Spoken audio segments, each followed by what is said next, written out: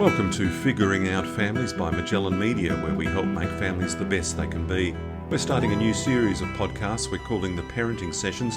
The series will focus on parenting and raising children and provide practical, real-world advice. We're pleased to be joined by Dr Rosina McAlpine, an author, parenting expert and CEO of Win-Win Parenting. I hope you enjoy. I'm David Ahern.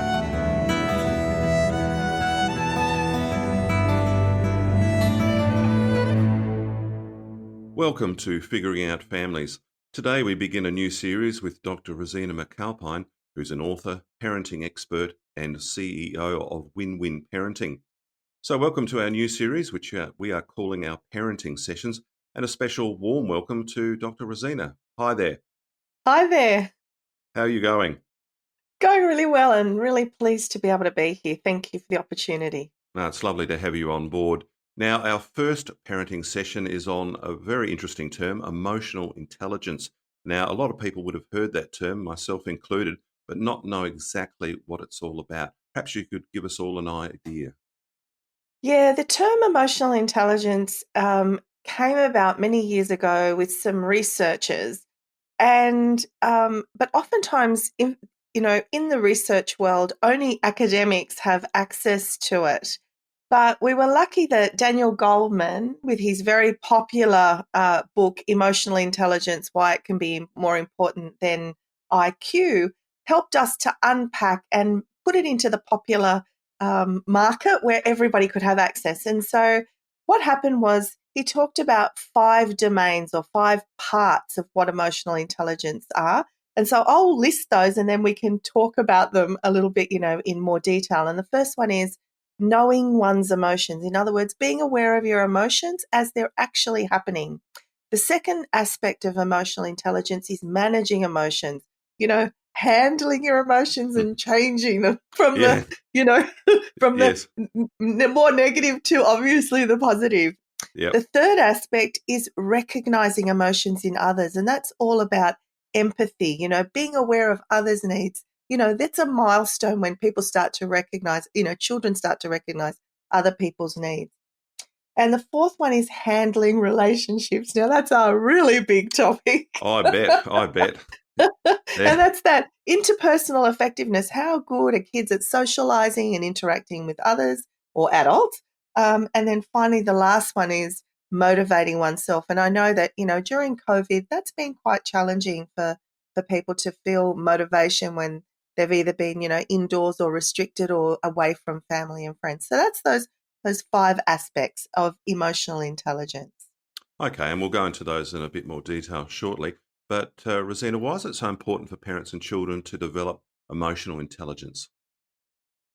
Well, the research shows that it actually has a big impact on all areas of a person's life. Now, if you can manage your emotions, if you're aware of them, you can manage them, you're aware of others, obviously you're going to have better interpersonal relationships. That's going to help with your schooling, it's going to help with your social life, it's going to help with family life. So there's so many aspects of emotional intelligence that make a really big difference in a child's and a family's and a community's life success. So that's why we need to focus on it. Do you think enough thought is given to emotional intelligence by people? I think we spend a lot of time on academic intelligence and, rightly so. We go through school and we learn our reading and our writing and our arithmetic, et cetera, right? But I think those key life skills are not being incorporated as much as they could. We all realize that a child's not going to be able to learn if they're anxious or angry or upset or sad. You have to be in a receptive state to learn. So I think we need to pay a little bit more attention and to treat it in the same way that we would academic intelligence, that little by little, as our children grow from toddlers right through to young children to teenagers, that we give them the skills that will help them to be emotionally intelligent. Yeah, no, that makes perfect sense. I remember when I was at school many, many years ago, you studied things like maths and English, which are all important, but some of life skills just were totally looked over. I guess, 40, 50 years ago, education departments didn't even think about things like that. That's right. Now, what age does development of emotional intelligence start, or what age could it be developed in children, do you think? So, in the same way that we would, I'll just come back to the known, which is like Sure. academic intelligence. So, in the same way that when some parents decide to read to their baby when they're still in utero, when they're, Yeah. pregnant, right? Yeah. So, obviously, we're not expecting that our child is going to be born reading, but why we do that is because right from the beginning, hearing the voice, hearing reading, and then when they become, into the world and reading to them, showing them pictures, so that academic intelligence starts right from even before they're born. And we Okay. can do the same thing with emotional intelligence. As, parents are calming themselves, learning to be present and mindful, this is all creating neural pathways in the baby as well. So emotional intelligence can start from, even before the baby's born. And Goodness. then obviously, as we interact with our child, the calmer we are, the more we help them. So, that whole concept of when babies cry, if we pick them up and calm them, we're showing their bodies, we're showing their brains how to go from heightened emotion, upset, through to calm. And they're practicing it with us. And then when they get to 2-year-old and they're like, biscuit, biscuit, biscuit, I want biscuit now. Yeah. Yeah. Nothing wrong with that. I like a biscuit Exactly. myself. Exactly. So that's when we can help as well. So it's all age appropriate. But what I'm trying to say, I guess, is the earlier the better. We can start this process right from the beginning, role modeling and helping and showing children how to go from those heightened emotions of maybe anger or frustration or jealousy or whatever those, negative emotions are, and how to bring it back into calm, to joy, to happiness, to lightness. Okay. You raised a good point there before when you're talking about before baby's born, talking to the baby or playing music to your baby. We've read and heard about that for many years, but there's obviously a lot of truth in that. And if the mother is calm and the father to be, then that does play a real integral role. It actually does. I interviewed a lady called, an academic, Dr. Monique Robinson, and her area was actually about stress during pregnancy. And what she was able to show was the calmer that we are, and obviously we'll have stress in life. I'm not saying that you have to be calm all the time. That's not what I'm saying. But she showed that, if you've got acute stress, which you then calm down, that's not going to have such a negative impact on your unborn baby and their development of their neural pathways, their brain, etc. But having that prolonged stress all the way through, bodies are either in fight or flight or they're in growth and repair. So it can actually impact the child's ability to be able to manage their own emotions when they come into the world if they don't have all the neural pathways and that calm developed during that preconception and then pregnancy period. Right. Okay. No, that's an interesting one because you do see a lot of pregnant women, or I do even in the local park, and it's almost like they're talking to their unborn baby as they're walking along sometimes, which is really lovely to see. Yeah, absolutely. And growing neural pathways, um, voice recognition, all sorts of things. Yeah, yeah. Very, very helpful. Okay. Now, Rosina, you've mentioned the five aspects. Perhaps we'll go into them in a bit more detail, and perhaps you could offer practical examples of how they can be developed. So, the first one is knowing one's emotions and how to develop the skills. Yeah, so when children are really little, and this is true for us as adults too, let's face it, sometimes when you're in an emotion, you're not aware of the emotion. Like you're just so angry, you're, out of your mind, right? Yeah. You know what I mean? Oh, yeah. So, Yep. yeah, so it's the same with little ones. So, the way to help them become aware, to become present, is to say things like if you observe your child is, starting to feel frustrated, you might say something like, "Sweetie, you seem frustrated. Is that right? I get the feeling you're frustrated." Or, "I'm noticing that you're getting angry about this, or you're feeling sad.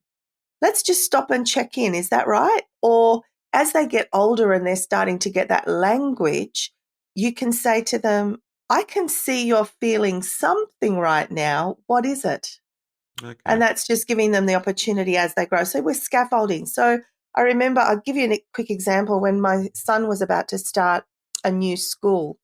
And we'd been working on languaging his emotions for a long time. And I could see he was there was something not right. And I said, sweetie, what's going on with you? And he said, I've got this feeling in my stomach, Mum. And I said, what is it? And he said, well, I think it's 20%. I'm 20% worried, but 80% excited about starting school today.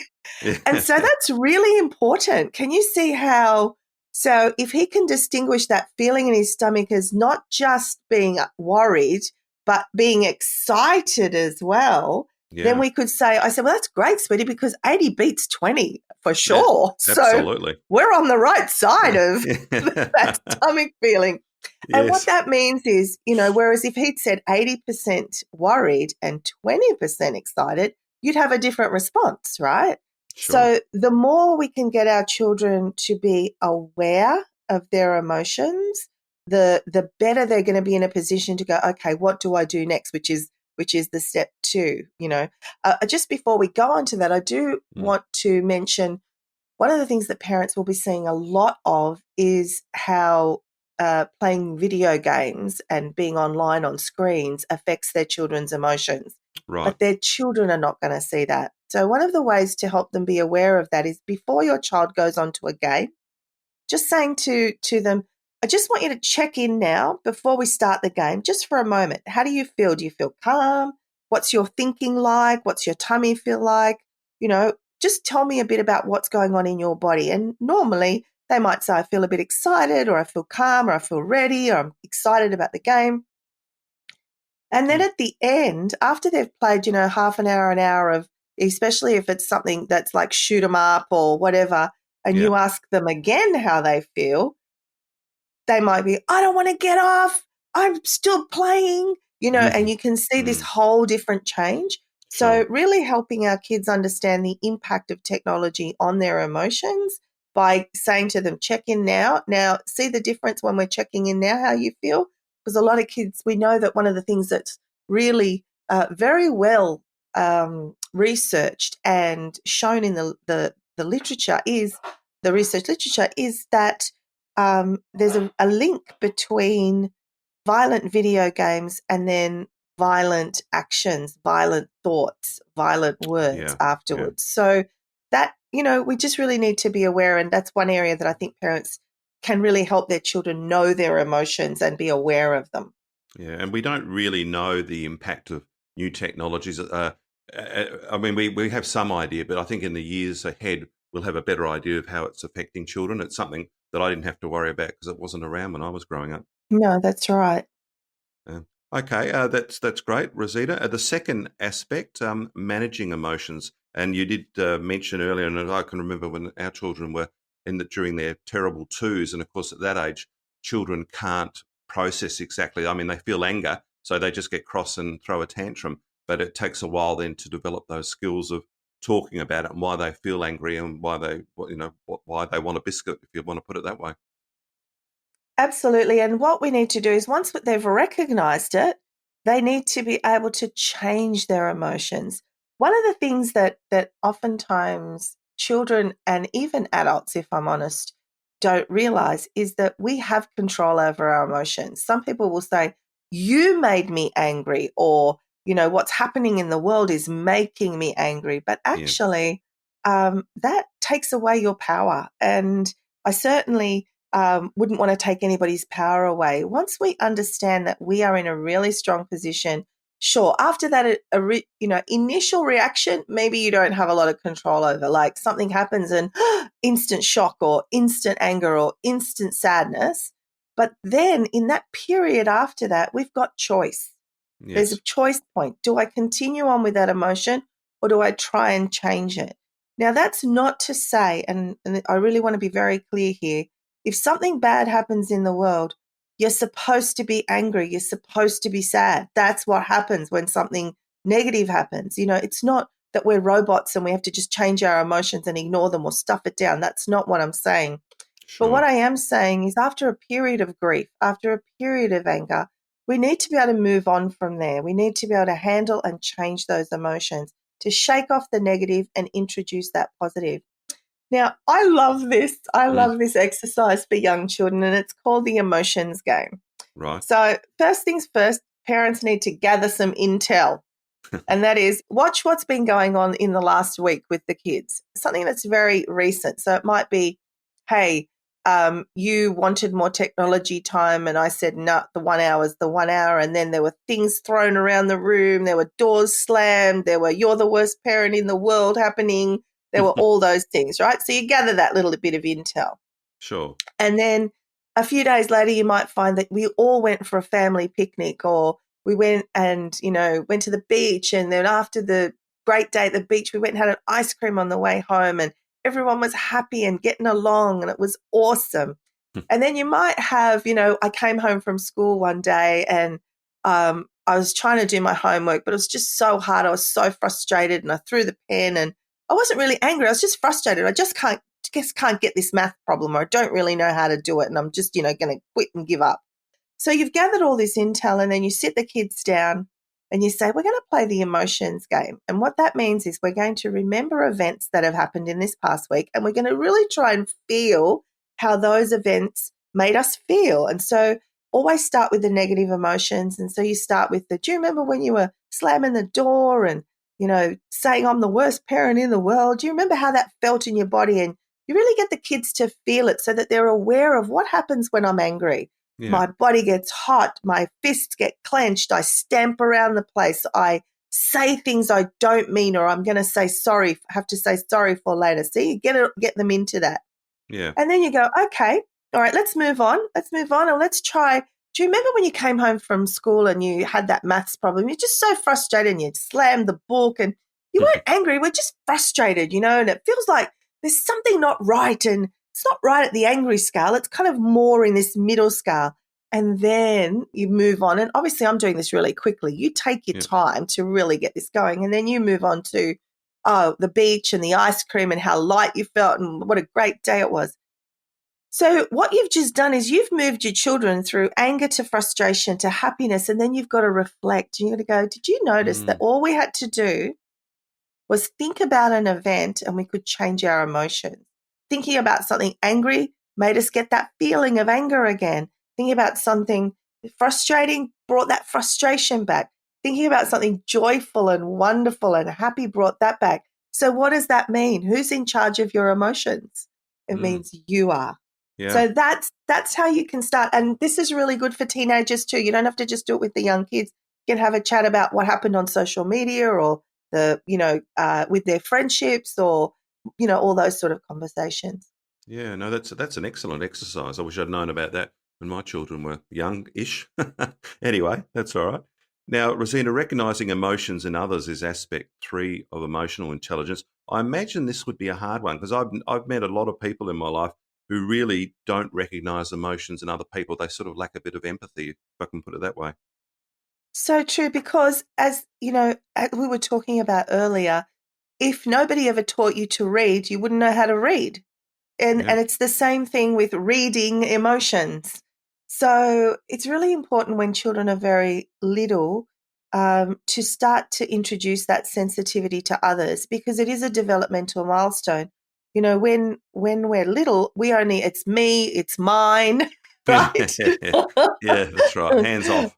Yeah, and I was talking to a friend of mine who's a grandma, and she was saying to me, her little one at the moment is saying, "Not you, Grammy, only Mummy, not you, Grammy." And again, that's really hurtful, right? Of But course. this child doesn't see that, so that's when conversations like, "Oh, we don't want to exclude Grammy, sweetie. Grammy will feel very sad if you do that. That's Mm, unkind." So again, what I'm saying is age appropriate. We've got to start helping our children see and be aware of others. Now, you can do it through a book characters. I remember one time my son was mm. watching Thomas the Tank Engine. I'm laughing, but it's not funny at all. I'm laughing because I'm remembering the memory. And Thomas the Tank got stuck in a cave and couldn't get out. And my son was weeping. He's going, Oh, "Mummy, we have to oh, help Thomas." So for me, that showed he had empathy, right? true, He true. had empathy for Thomas. And I said, "Oh, that's so kind of you to care about Thomas." Don't worry, someone will come and help Thomas. So that's what we're talking about. We can use that. Now, for teenagers, oftentimes teenagers, they're going through a very, very challenging time. It's a really big time. And so they might be more self-absorbed and more Yeah. concerned with their friends and Yes. peers than they would be with family and friends, family members like parents or Sure. siblings. So again, we might point out things like, I noticed your dad was really disappointed about not getting the job. Did you notice that? What do you think we could do to show that we love and support him no matter what to make him feel better? That sort of thing. Or you could say things like, when I made this decision about, you going to this party, I wanted you to know that I was considering your feelings. I was thinking about you and how much it meant to you. And so what I'd really like you to do is to understand that I was thinking about you and how important it is, but I'd love you to consider how dangerous this feels to me. So can you Okay. see how you can start to have these conversations in a loving and caring way rather than you're just so damn self-centered and you Yeah. think only about yourself and there's nothing, nobody else matters, that sort of thing. So Yeah. Yeah. really important to be, role modeling and helping with that. Yes, no, they're very good advice, and that sort of brings us to the next emotion of handling relationships, and this is a difficult one too because a lot of people do not handle relationships well.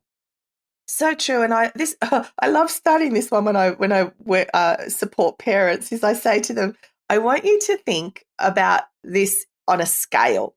I want you to think about the people in your life or a person in your life who is so easy to be with. Yeah, You can say anything, do anything. You can be yourself. You can, you're just easy. It's easy. You want to be with them. It's so easy. And then on the other end of the scale, I want you to think about those people that are just so hard to be with. Like, yeah, no matter what you say, you say the wrong thing. No matter how careful you are, you do the wrong thing. No matter, yeah, it's just, what we would call maybe high maintenance or, really yeah, difficult sort of people. yeah, So when you look at that, and as an adult, so we're adults trying to manage those relationships, we've got to really mm, have some empathy for our kids who are trying to find their way in the world with people who are going to be really easy and kids who are going to be really hard to get along with, right? sure, So this is where we can talk about share our successes, but be very careful not to say things like, grandma's a real pain and it's really hard to, because that's going to come out, you know what I yeah, mean? absolutely, So you just say, there are some people in my life that are more difficult and this is how I handle it, right? No names mm, mentioned. no, And we've got to teach things like listening skills, turn taking, conflict management. When you see the kids fighting with each other, you can say, hang on a sec, let's stop. Let's try and find a peaceful way to resolve this. Is there a better way we can talk about this? Empathy, and of course, my favorite is we didn't call it win-win parenting for nothing, but always looking for win-win solutions, solutions that are good for the people, the kids that are working together, good for the parents and good for the kids, because otherwise it's going to be win-lose, and yeah, we don't want that. So looking for sure. win-wins. Yeah, no, that makes perfect sense. I mean, life's funny. There are about 12 of us who are close and we catch up regularly, except this year because of the pandemic in Melbourne, especially. But there's one person I'd have trouble connecting with. We'll say hello, we're all pleasant. And after about 10 seconds, we've got nothing more to say to each other. And we just move on. Exactly. It's just funny. So you don't always connect with everyone. That's just life. Exactly. And we need to share that with our kids. Yeah, so they know that it's normal and that's fine. You don't have to be best friends with everyone. Yeah, so It's true. all about respect, though, and that's good. Rosina, finally, there's a motivating oneself. Tell me more about that, please. Now, that's all about, I guess I'll just ask you, what's something that you really love to do? Just tell me what that is. Me, I love Yeah, power walking in the morning around the local park. there you go. Now, if you love to do something, you don't have to motivate yourself to do it. You're already drawn to do it. And I True. agree with you. This morning, my husband and I, we got up and we walked around. I've got to admit, I had very wet feet at the end of it, but it was still very joyful. And that's the thing. So motivating oneself is about being able to get into the flow, to get, outstanding performance by working towards and attaining a goal. So, getting up in the morning, being fit and healthy and saying hello to the world. So what we need to do for our children is to help them identify ways that they can motivate themselves. Now, we oftentimes will talk about homework, right, as something that kids are not generally motivated to Sure. do. So there are things that are going to come easily and things that are not going to come so easily. So with motivating oneself, let's try the homework one. One of the things that's most important is to try and get them to have a compelling, if even if they can't be compelled about the actual thing they're doing, but to have a compelling goal like, could you do 5 minutes worth? The compelling goal is 5 minutes of math and then we'll go outside and then come back and do maybe 10 minutes. So by actually getting some kind of goal started and then turning that goal into action steps. So, all right, we're going to spend 10 minutes. What does that mean? We're going to open the book. We're going to read the question. We're going to try to answer it. We're going to give it a go. If we're stuck, we're going to get some help. Do you know what I mean? Like action steps that we're going to do. And then if it's a bigger goal, like something like, teaching your kids to say, walk the dog 7 days a week, or to grow a garden, or to do homework, like that's the goal every day for 5 days. So we can schedule the activities in the diary, tick them off and monitor progress. Now, the most important thing about motivation is not to look at outcomes, but to look at progress. Okay. If we support progress, like, the great example is weight loss. Your goal might be to lose weight, but it might take a long time to do that. But what you can do and celebrate is I got up and I walked. I ate more healthily this week. I, drank more water. So you can be proud and happy with the actions you're taking, which eventually will give you the outcomes you want. So celebrate achievements internally first. Look at me, I've done so well. And then share it with others. Yeah. And that's a good example of the diet thing. I've never actually thought diets work. You've got to change your whole mindset. It's a whole change of lifestyle, like watching what you eat and exercising, all those sorts of things that everyone talks about. Yeah, exactly right. So, but you can talk about celebrate progress, maybe not the outcomes yet, but they will eventually come. Okay, that's very good advice. Now, Rosina, we're nearly at the end, but perhaps you could recap some of the main points from today's session. Yeah, I'd love to do that. I think one of the things that I think is most important is that parents are gentle on themselves and gentle with the kids. Emotional intelligence is something that develops over life. And when we look around us in the world and look inside, how many times have you lost your temper or felt, down and really, had to pick yourself up and say, no, hang on a sec. I'm lucky I've got a roof over my head, I've got friends and family. So emotional intelligence takes time to develop. We do it little by little as age appropriate, start as early as possible. To help children have empathy, we have to show empathy. To help children manage their emotions, we need to manage our emotions. And little by little, connect and develop those strong relationships with our children so that they can come to us whenever they need help and we can be there to support them. So I guess that'd sum up what I think we've talked about today. Yeah, no, that's excellent. And from an early age, as you said, I mean, even before baby's born. Exactly. Good way to go. I wish I'd known this 25 years ago, but there you go. Rosina, Live and learn. I know you do. It's probably never too late. Well, in my case it is, but anyway. Rosina, lovely talking to you. A great first session. I look forward to our future podcasts. Yeah, me too. Thanks for the opportunity. And as I said, I think just the ending note is parents have got so much on. Always be kind to yourself. And the kinder you are to yourself, the kinder you'll be to the kids. Great advice. Thanks, Rosina. Bye-bye.